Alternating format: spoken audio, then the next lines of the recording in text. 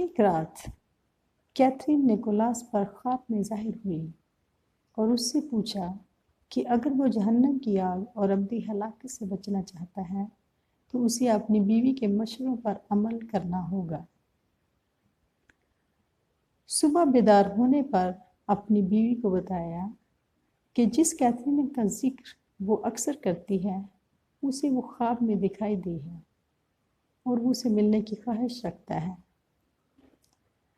وہ دیکھنا چاہتا ہے کہ یہ وہی کیتھرین ہے جسے میں نے گزشتہ رات خواب میں دیکھا تھا۔ اس کی بیوی سمجھ گئی کہ یہ کیتھرین کی دعاؤں کا نتیجہ ہے، لہٰذا وہ بہت خوش ہوئی اور کیتھرین کا شکریہ ادا کرنے وہ کیتھرین کے پاس گئی۔ وہ شوہر کی ملاقات کا وقت لے کر آ گئی۔ کیتھرین کے دیے ہوئے وقت پر وہ نکولاس کو اس کے پاس لائی اور اس کے ہاں چھوڑ کر خود واپس چلی گئی تاکہ وہ اطمینان سے گفتگو کر سکیں۔ یہ گفتگو نہایت مؤثر ثابت ہوئی۔ نکولاس اپنی زندگی پر سنجیدگی سے غور و فکر کرنے لگا اور کیتھرین سے وعدہ کیا کہ وہ جلد خدا کے فضل سے اپنی گزشتہ زندگی کے گناہوں کا اعتراف فادر ٹامس سے کرے گا۔ جس صبح اس نے اپنے آپ کو پاک صاف کیا اسی دن وہ دوبارہ کیتھرین سے ملنے کو گیا۔ کیتھرین اگرچہ دعا میں مصروف تھی مگر اس طائف فوجی نے آنے کی خبر دی تو وہ اسے فوراً ملنے کو چلی گئی اور نہایت محبت اور تپاک سے اسے خوش آمدید کہا۔ فوجی نے بھی بڑے مؤدبانہ طریقے سے کیتھرین کو جھک کر سلام کیا اور کہا، اے خاتون، میں نے وہ سب کچھ کیا جو آپ نے مجھے حکم دیا تھا۔ میں نے اپنے گناہوں کا اعتراف کر کے فادر صاحب کا دیا ہوا کفارہ بھی ادا کر لیا ہے۔ کیتھرین نے کہا کہ آپ نے اپنی روح کی نجات کے لیے اعلیٰ کام کیا ہے اور اس سے اپنے گزشتہ گناہوں سے باز رہنے کی تاکید کی کیونکہ اب وہ خداوند کا سپاہی بن چکا تھا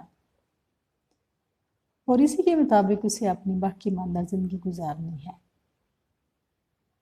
اچانک کیتھرین اداس نظر آئی اور اس نے نکولاس سے سوال کیا، کیا تم نے اپنے گناہوں کا ایک اچھا اعتراف کیا ہے؟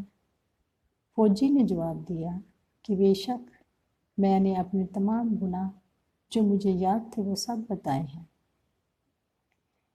کیتھرین نے دوبارہ کہا کہ ذرا دھیان سے سوچیں کہ کوئی گناہ چھوٹ تو نہیں گیا۔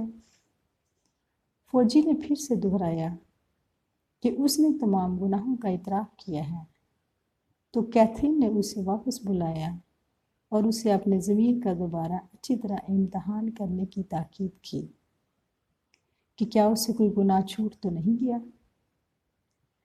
نکولاس نے پھر سے اپنے جواب کی تائید کی کہ اس نے اچھی طرح یاد کر کے تمام پچھلے گناہوں کا اعتراف کیا ہے۔ تب کیتھرین نے اس کے کان میں آہستہ سے ایک خاص گناہ کے بارے میں یاد کروایا جو کہ اس سے بڑی پوشیدگی میں ان دنوں سرزد ہوا تھا جب وہ سینا سے باہر کسی شہر میں عسکری خدمات سر انجام دے رہا تھا۔ جب نکولاس نے یہ سنا تو وہ پتھر کے بت کی طرح ساکن کھڑا رہ گیا۔ وہ واقعی اس گناہ کو بھول چکا تھا۔ تب اس نے دوبارہ اپنے اس گناہ کا اقرار کرتے ہوئے اعتراف کا ساکرامنٹ حاصل کیا۔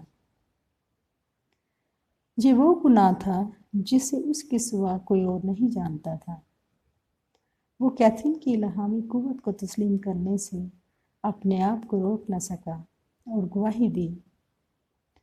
اس نے سامری عورت کی طرح کہا، آؤ دیکھو ایک خاتون جس نے میرے ان گناہوں کی بابت بتایا جو میں نے اپنے ملک سے دور رہتے ہوئے کیے۔